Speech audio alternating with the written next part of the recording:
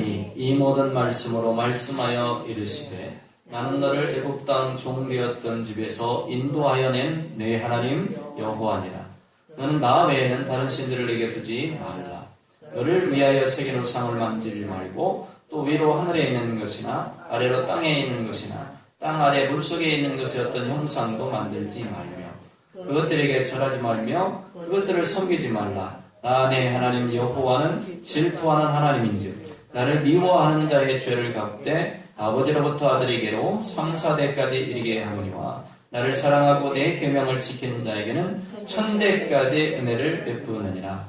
너는 내 하나님 여호와의 이름을 망령되게 부르지 말라. 여호와는 그의 이름을 망령되게 부르는 자의 죄 없다 하지 아니하리라. 안식일을 기억하여 거룩하게 지키라. 엿새 동안은 힘써 내 모든 일을 행할 것이나 일곱째 날은 내 하나님 여호와의 안식일인즉 너나 내 아들이나 내 딸이나 내 남종이나 내 여종이나 내 가축이나 내 문 안에 머무는 객이라도 아무 일도 하지 말라. 이는 엿새 동안에 나 여호와가 하늘과 땅과 바다와 그 가운데 모든 것을 만들고 일곱째 날에 쉬었습니다. 그러므로 나 여호와가 안식일을 복되게 하여 그날을 거룩하게 하였느니라. 내 부모를 공경하라. 그리하면 내 하나님 여호와가 내게 준 땅에서 내 생명이 길리라. 살인하지 말라. 간음하지 말라. 도둑질하지 말라. 내 이웃에 대하여 거짓 증거하지 말라. 내 이웃의 집을 탐내지 말라. 내 이웃의 아내와 그의 남종이나 그의 여종이나 그의 소나 그의 막이나 물은 내 이웃의 소유를 탐내지 말라. 아멘. 네 가지 인생 역전 이 시리즈로 오늘은 세 번째입니다. 오늘 본문은 아주 특별한 의미가 있습니다. 하나님께서 이스라엘 백성들을 애굽에 손하기 위해서 구원하셨죠. 그리고 40년 동안 그들은 광야에서 시험하시고 연단하십니다. 왜일까? 바로 가나안에 데리고 가셨으면 좋겠는데 출애굽하자마자 약속의 땅인 가나안에 탁 데리고 가시면 얼마나 좋겠습니까? 그 이유는 바로 오늘 우리가 읽은 이 본문의 말씀을 이루려는 것이었습니다. 바로 이를 위한 성문법, 즉 십계명의 법을 문자로 주시는 그러한 본문이기 때문에 특별한 의미가 있는 것입니다. 저는 네 가지의 역전 세 번째로 하나님이 주신 말씀의 법칙이라는 소제목으로 은혜를 나누려고 합니다. 만약에 하나님의 말씀이 구전으로만 전해져 왔다면 그 말씀의 핵심이 잘 전달되지 않았을 것입니다. 사람들의 생각이 섞였겠죠. 그 시대의 요청도 아마 섞였을 것 같아요. 그러다가 오랜 시간이 지나면 하나님이 원하시는 본래 취지와는 달리 다른 말씀이 되어 있을 수도 있을 것입니다. 그러나 하나님께서는 시내 산에서 모세를 통해서 이스라엘 백성들에게 세월이 가도 변하지 않는 법, 시간이 지나도 섞이지 않는 법, 하나님의 백성으로 살아가기 위한 기본 법칙을 주셨습니다. 이것은 오늘 우리 그리스도인들에게 애굽을 떠난다는 것은요, 사단의 세계를 떠나서 세례를 받고 그리스도인이 된다는 의미 아니겠습니까? 십계명의 말씀을 받는 것은 사단의 세계를 떠나서 하나님의 세계로 돌아온 백성들이 어떻게 살아가야 하는가, 그 길에 대한 제시라고 우리가 볼 수 있습니다. 그래서 하나님은 2절에 여러분들이 잘 보시면 나는 너희가 종되었던 이집트 땅에서 너희를 인도하여 낸 너희의 여호와 하나님이다. 우리 과거를 얘기하죠. 이스라엘 백성들의 과거를 여기서 짚어주고 있습니다. 너희는 과거에 이집트 땅에서 노예였다. 오늘 그리스도인들에게 우리의 과거를 짚어주죠. 너희는 과거에 사단의 지배 아래에 있었던 사람들이었다. 애굽을 떠난 모든 그리스도인들이 오늘 이 법을 통해 앞날에 하나님의 인도하심을 맛볼 수가 있는 것이죠. 자, 그렇다면 이 법이 오늘 우리에게 주시는 내용은 무엇인가를 잘 살펴보아야 합니다. 보통 저와 여러분들이 그렇겠지만 십계명 하면 여러분 십계명을 모르는 사람이 없죠. 그러나 십계명 안에 내용을 모르는 사람은 많습니다. 그죠? 십계명, 그렇지, 십계명 있지 하는데 그 십계명 안에 내용을 아는 사람이 많지 않다. 이 십계명의 내용을 우리가 잘 살펴보면 복과 저주에 대한 법입니다. 저는 인생의 역전은 바로 저주스러운 삶에서 복된 삶으로의 전환이라고 생각해요. 과거에 저주받을 삶, 저주받을 수밖에 없었던 인생, 죄인된 인생에서 우리가, 그죠? 축복된 인생으로 바뀌었지 않습니까? 그것이 인생의 가장 큰 역전이잖아요. 저주스러운 삶은 사단, 즉 마귀가 인도하던 대로 살아오던 삶이요. 복된 삶은 하나님의 인도하심으로 살아가는 삶이죠. 자, 그렇다면 복된 삶과 저주스러운 삶을 비교하면서 우리가 한번 살펴봐야 할 것입니다. 두말할 것 없이 3절부터 17절의 내용이 복의 내용이 이제 되는 거지 않습니까? 가장 우리가 경계해야 할 신앙의 형태 중에 하나가 오늘 말씀을 좀 잘 들어보시면 우리가 가장 경계해야 될 우리 성도들이 교회 성도들이 가장 경계해야 될 신앙의 형태 중에 하나가 내용 없는 신앙입니다. 무턱대고의 신앙이죠. 여기서 내용 없는 그리스도인들이 탄생하는 겁니다. 우리 삶의 변화와 축복은 내용 없는 삶에서 내용 있는 삶으로 변화될 때 우리에게 주시는 축복이잖아요. 전환이 필요한 겁니다. 무작정 하나님을 믿는 것은 하나님이 절대로 기뻐하지 않습니다.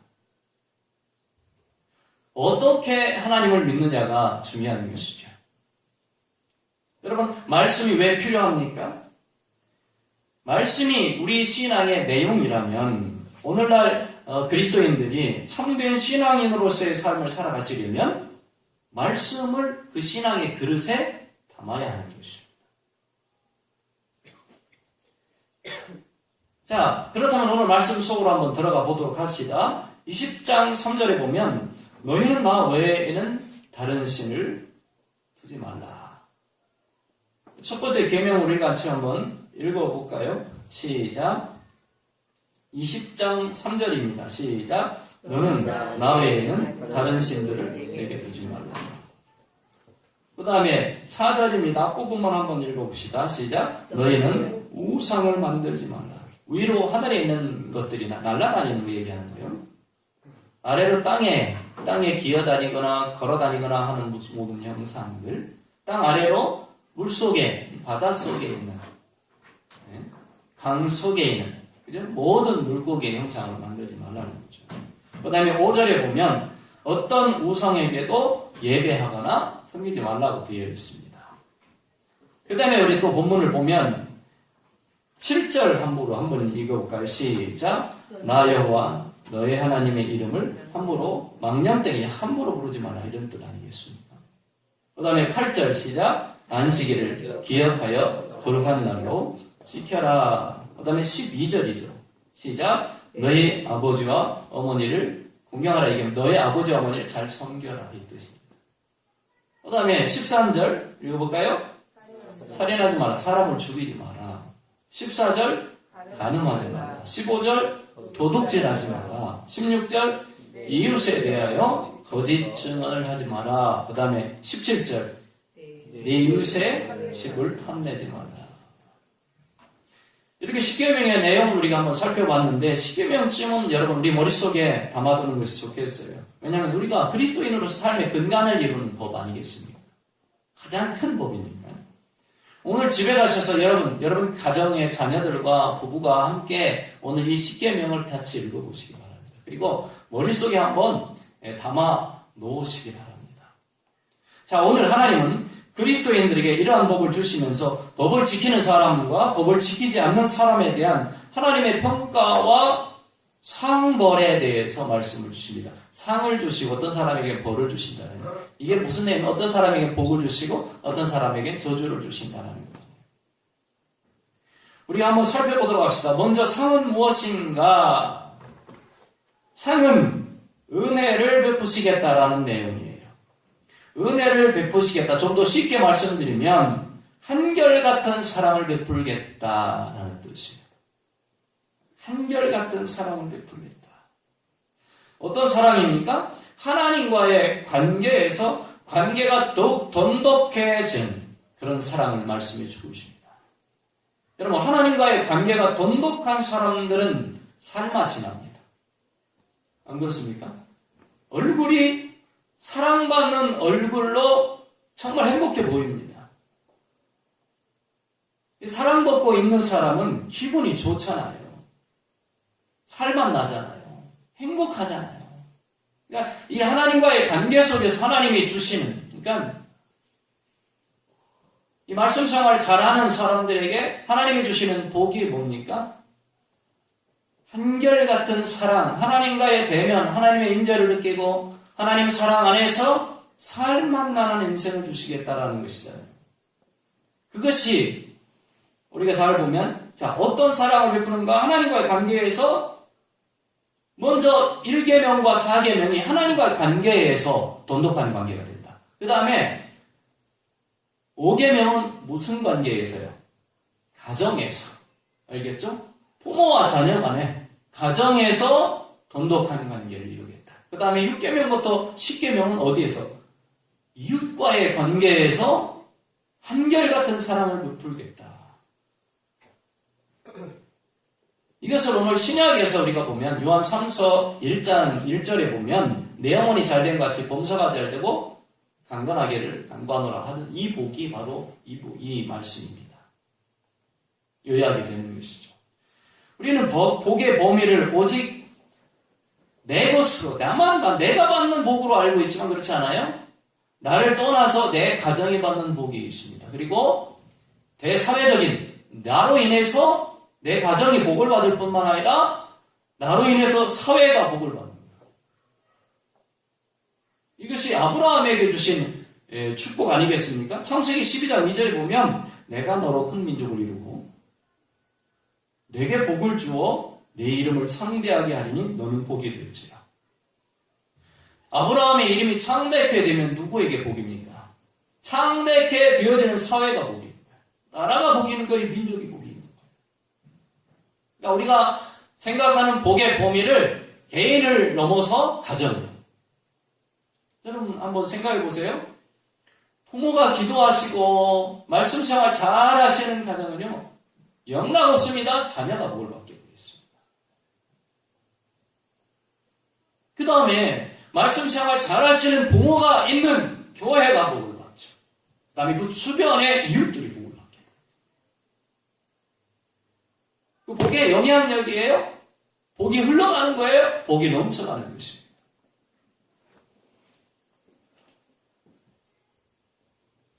반대로 벌은 어떤 것인가 보면 나를 미워하는 자의 죄를 갚되 아버지로부터 아들에게로 3, 4대까지 이르게 하거든요. 이렇게 되어 있어요. 이것은 뭐냐면, 자, 복의 효력을 얘기합니다. 복과 저주의 효력, 유효기간에 대해서 오늘 말씀을 하고 계신데, 여러분 한번 오늘 잘 살펴보세요. 저는 그래서 여러분들이 오늘 이 말씀 통해서 내가 가야 될 길을 발견하시고 내가 받아야 될 것이 무엇인지를, 그죠? 은혜 속에서 담아가는 시간이 됐으면 좋겠어요. 여러분, 법하면 딱딱하게 들려질지 모르겠지만 이 법은 너무나도 중요한 법입니다. 좀 더 우리의 삶에 친근한 것으로 바꿔본다면 관계 유지를 위한 방법이에요. 하나님이 복을 주신 목적은 관계 유지를 위해서 주셨다는 거예요. 국가와 회사와 사회와 가정과 부부와 자녀와 모든 관계에서 여러분 법이 존재합니다. 이 법을 떠나서는 관계가 단절되는 거예요. 하나님과의 관계에서도 마찬가지입니다. 하나님께서는 자신이 친히 애굽에서 인도한 백성들, 그 백성들이 적어도 이렇게 살아가야만 나와 좋은 관계를 유지할 수 있다라고 말씀하고 계신 것입니다. 저는 우리 성도들이요, 하나님의 말씀을 떠난 관계를 생각하지 않고 오직 하나님의 말씀 안에서의 관계를 생각하시고 그 말씀대로의 삶을 살아갈 때에 하나님이 주시는 오랫동안 사랑을 유지하고 오랫동안 은혜를 받는 성도들의 인생과 가정이 되시길 예수님의 이름으로 축원합니다. 여러분, 관계는요, 좋은 관계는 오래 유지하는 것이 좋지 않겠습니까? 오늘 한번 말씀을 잘 보십시오. 하나님께서 좋은 관계는 오래 유지하고 싶으신데, 그 오래 유지하고 싶으신 그 말씀이 20장 6절에 나와 있다는 거예요. 우리가 한번 보도록 합시다. 6절을 한번 읽어볼까요? 시작. 나를 사랑하고 나의 명령을 따르는 자에게는 수천 대, 천대까지 되어 있어요. 천대. 좋은 관계. 하나님께서요, 좋은 관계의 사람들, 좋은 성도들, 좋은 그리스도인들과 언제까지 관계하고 싶으신 것입니까? 천대까지, 천대까지. 어떤 복을 받는 거예요? 천대까지 하나님과 관계하면서, 하나님과 함께하면서, 하나님이 주시는 한결같은 사랑을 누리면서 살아갈 수 있다라고 말씀하고 계신 것입니다. 여러분, 한번 부부관계도, 작게도 한번 부부관계가 안 좋은 사람들은 얼굴들이 밝지 않아요. 근데 부부관계가 좋은 사람들은 얼굴들이요, 통통하고 웃음기가 가득하고 그 안에서 행복을 조금 발견할 수 있잖아요. 하나님 이렇게 좋은 성도들과 천대까지 한결같은 사랑의 관계를 유지하시겠다라고 말씀하고 계십니다. 그런데 반면에 여러분, 이거는 복이라고 생각하고 상이라고 생각하고 벌은 무엇입니까? 나 여호와 하나님은 질투하는 하나님이다. 나에게 죄를 짓고 나를 미워하는 사람에게는 3, 4대 자손에까지 벌을 내릴 것이다. 신명기 5장 10절도 동일하게 내 계명을 지키는 자에게는 천대까지 은혜를 베푼다. 신명기 7장 9절에도 동일하게 이 말씀이 나와 있고 신명기 7장 10절에도 동일하게 나와 있어요. 계속 반복해서 성도들에게 이 말씀을 주고 계신 거예요. 천대라는 것을 구체적으로 얘기하면 셀 수 없는 것입니다. 셀 수 없도록 은혜를 베푸겠다. 배를 셀 수 없도록. 여러분, 하나님께서는 근본적으로요, 우리 성도들과 좋은 관계를 유지하기를 원하십니다. 하나님은 복 주시기를 원하시는 분입니다. 그러니까 하나님이 복을 받을수록 우린 좋잖아요. 그러니까 더욱더 좋은 관계가 이루어지는 거예요. 신명기 28장 2절에 보면 내가 내 하나님 여호와의 말씀을 청종하면 이 모든 복이 내게 임하며 내게 이르리니, 이게 이렇게 되어 있는데 이것을 쉬운 성경 번역으로 보면 야, 놀랍다. 좀 더 구체적인 부분이 나와요. 뭐라고 하냐면 하나님 여호와께 복종하십시오. 그러면 이 모든 복이 여러분에게 찾아올 것입니다. 이렇게 되어 있어요. 하나님을 잘 섬기는 자들에게는 복이 찾아옵니다.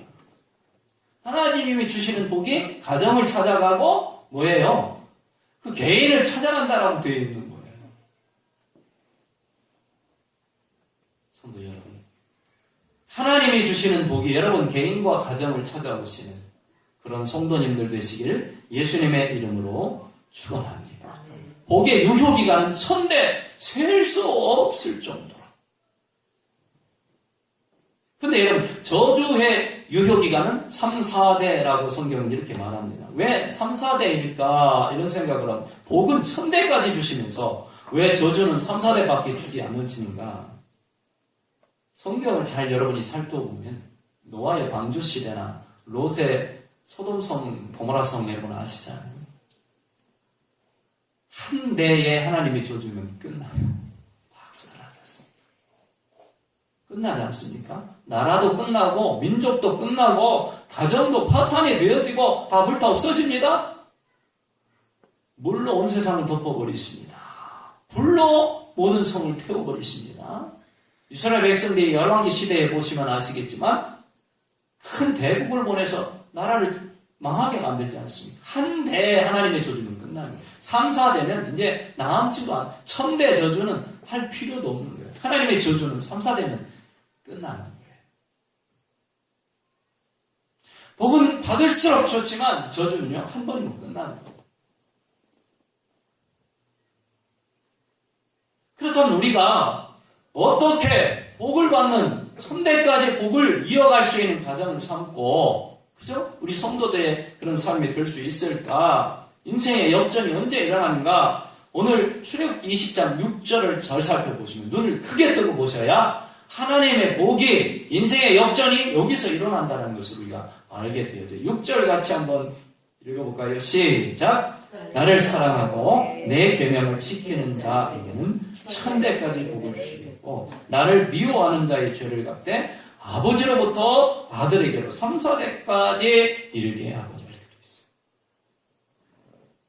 어떤 사람의 인생 역전이 이루어질 수 있는가? 바로 여기에 나타납니다. 나를 사랑하고 내 계명을 지키는 자라는 말씀은 순종하는 자, 복종하는 자라는 말로 우리가 이해할 수 있습니다. 그런데 여러분, 순종과 반대되는 말이 불순종 아니겠습니까? 근데 오늘 성경을 잘 살펴보세요. 불순종이라는 말씀을 쓰지 않고 나를 미워하는 자라는 말씀을 사용했습니다. 이해가시죠? 왜 여기서 불순종이라는 말을 쓰지 아니하시고 나를 미워하는 자로 기록하고 계신가? 하나님께서는 여러분 불순종하는 자가 하나님을 미워하는 것으로 간주하신다는 것입니다.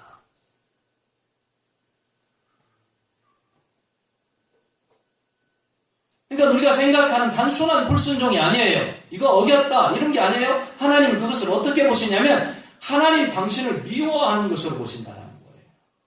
참 놀라운 발견 아니겠습니까? 불순종이라는 것을 아주 쉽게 생각하는 경향이 있는 우리로서는 우리 생각을 바꾸게 하는 충격적인 말씀이에요. 아, 내가 말씀에 불순종하는 것을 하나님은 나를 미워하는 것으로 보시는구나. 자, 이것을 좀 더 쉽게 설명하자면 불순종하는 것을 하나님 미워하는 것을 어떻게 보냐면 하나님은 그것을 관계를 깨자는 신호로 보신다.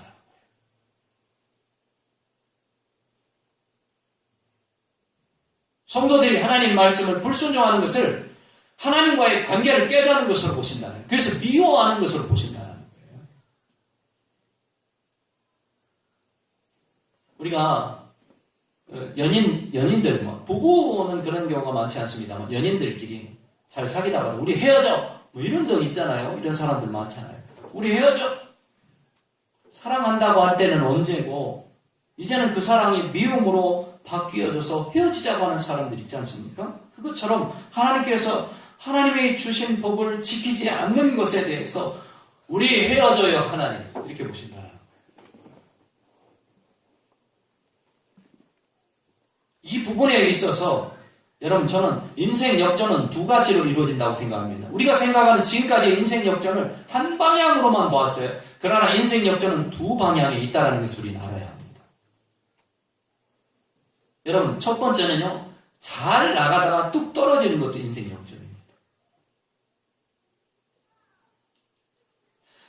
다음에 잘 못 나가다가 툭 올라가는 것도 인생 역전입니다. 인생 역전이라는 단어를 사전에서 찾아보면 흐름이 바뀌는 것이라는 얘기가 나와요. 흐름이 바뀌는 것이다. 그러니까 여러분 긍정적인 인생의 역전이 있는가 반면에 부정적인 인생의 역전이 있다는 것을 우리는 알아야 돼요. 복받는 가정이 저주스러운 가정이 될 수 있고 저주스러운 가정이 복받는 가정이 될 수 있다는 것입니다.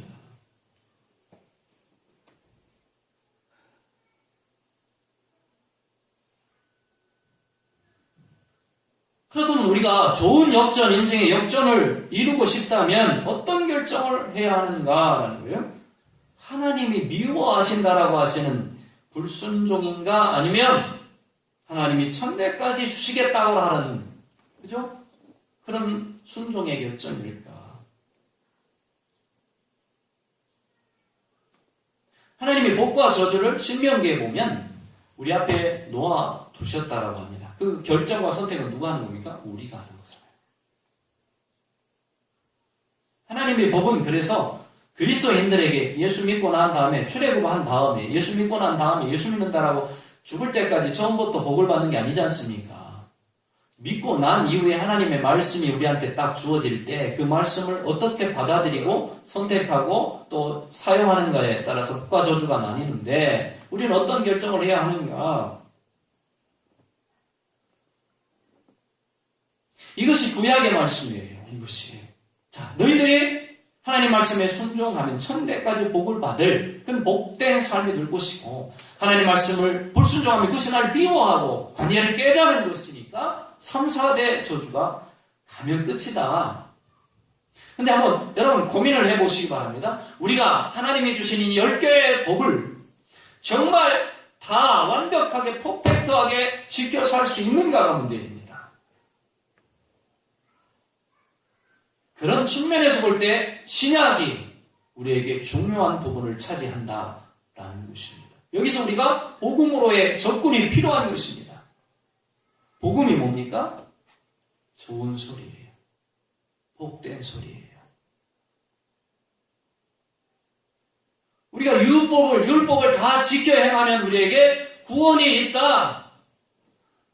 그래서 우리는 율법을 다 지켜 행해야 된다. 이 율법 안에 구원이 있다라고 생각하는 것이 바로 율법주의입니다.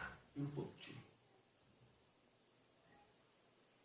물론 우리는 십계명으로 주신 법을 잘 지켜 행해야 되겠죠.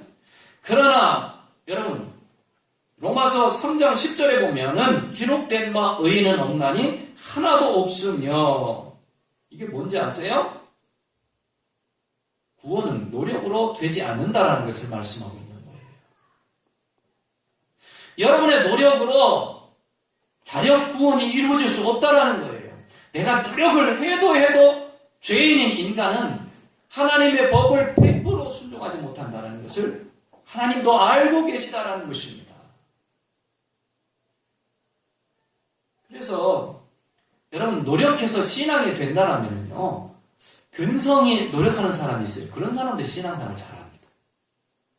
근데 신앙생활은 절대 그렇지 않습니다.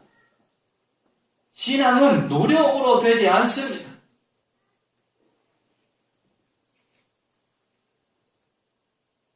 우리가 이 부분에서 탈피를 해야만 좋은 신앙인이 될 수 있고 좋은 그리스도인이 될 수 있다는 점입니다. 그렇다면 우리가 만약에 내 노력을 안 된다면 우리는 다 죽어야 되는 거 아닌가? 우린 저주의 사람으로 인생을 마쳐야 되는 게 아닌가? 불에 다 죽어야 될 지옥불에 불타는 사람으로 살아가야 되는 것이 아닌가? 그래서 중요한 것이 여러분, 로마서 5장 8절의 내용입니다. 우리가 같이 한번 로마서 5장 8절로 가보도록 합시다. 다 같이 한번 찾아보도록 합시다. 로마서 5장 8절입니다.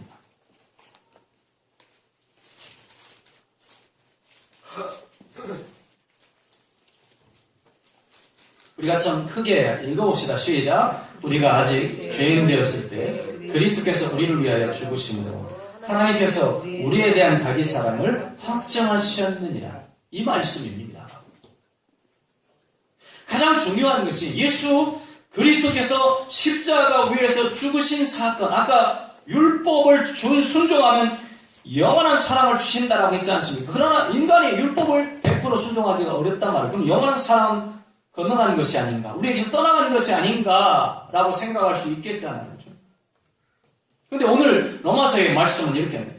예수님께서 십자가에 우리를 위해 대신 죽으심으로 죄인 된 우리가 죄인이라는 감옥에서 나올 수가 있다는 거예요. 예수님이 대신 우리가 할 수 없는 그 값을 지불하셨으므로, 그 십자가 사랑으로 하나님이 우리를 얼마나 사랑하는지를 보여주셨다.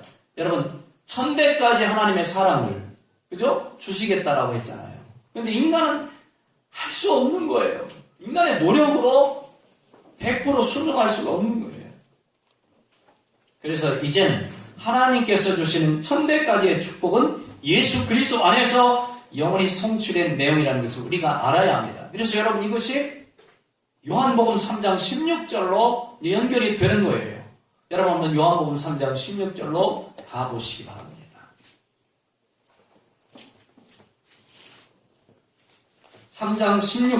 요한복음 3장 16절. 우리 다 찾았나요? 요한복음 3장 16절입니다.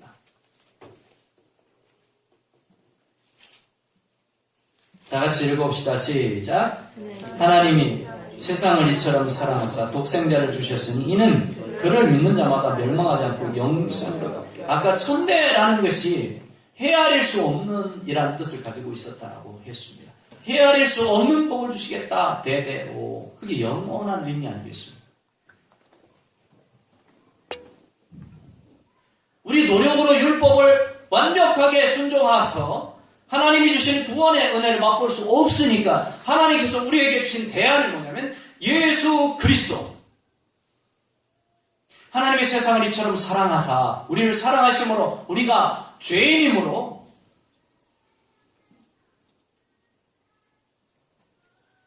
하나님이 구원에 이를 수 없다는 것을 당신도 아심으로 대안을 내신 게 뭐냐면 예수 그리스도를 이 땅에 보내주셔서 천대의 축복, 영원한 축복을 받을 수 있는 길을 열어주셨는데 바로 그것이 십자가라는 것이에요. 십자가를 통해서 우리는 천대의 축복, 영원한 축복, 하나님 나라에 갈 수 있는 특권을 우리가 받을 수 있다는 것입니다. 고린도전서 15장 22절은 아담 안에서 모든 사람이 죽은 것 같이 그리스도 안에서 모든 사람이 생명을 얻게 되었느니라. 여러분, 인생의 역전은 어디서 이루어집니까? 바로 그리스도 예수 안에서. 말씀이 육신이 되어서 우리 가운데 오신 요한복음 1장의 그 내용이 그것 아닙니까? 그 말씀이 육신이 되어서 우리 가운데 오신 예수 그리스도 안에서 바로 우리에게 주신 천대의 축복이 영원한 축복의 문이 열려 있다는 사실을 우리 스스로가 아시고 예수님을 믿으시고 신앙생활을 잘 하시는 성도님 되시길 예수님의 이름으로 축원합니다. 아멘. 기도합시다. 주님 감사합니다. 예수 안에 천대의 축복, 예수 안에 영원한 축복을 받는 우리 성도들 되게 하시고 가정과 자녀들이 또 부부가 말씀의 축복 안에서 가정을 든든하게 세워가는 우리 성도들 되게 해 주옵소서. 예수님 이름으로 간절히 기도합니다. 아멘.